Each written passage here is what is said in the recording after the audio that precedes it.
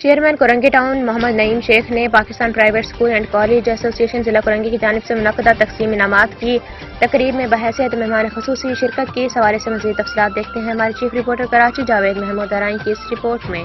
جی بالکل، chairman Korangi town محمد نعیم شیخ نے Pakistan private school and college ایسوسی ایشن ضلع کورنگی کی جانب سے منعقدہ تقسیم انعامات کی تقریب میں بحیثیت مہمان خصوصی شرکت کی۔ چیئرمین کورنگی ٹاؤن محمد نعیم شیخ نے بچوں کی حوصلہ افزائی کرتے ہوئے نمایاں پوزیشن حاصل کرنے والے طلباء و طالبات میں سرٹیفکیشن تقسیم کیے۔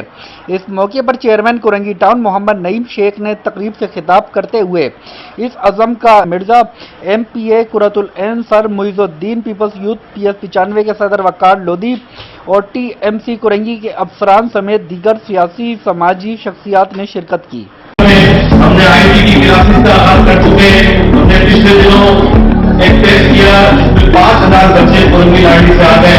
ہماری کیپیسٹی تھی 2500 کی سال کے اندر، الحمدللہ اس کیپیسٹی کو ہم نے بڑھایا ہے۔ ہم سال کے اندر 3200 بچوں کو آئی ٹی کی سوچ سے سبجیکٹ کرا دی جاتے ہیں۔ ہم اس کا کیمپس بنائیں گے کورنگی کے اندر، یونیورسٹی کورنگی کا تحفہ دیں گے۔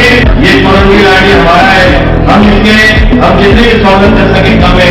ہماری پوری کوشش ہے کورنگی کی خدمت، کورنگی کی عوام کی محبت کے حساب سے ہم نے کرنی ہے۔ بہت شکریہ۔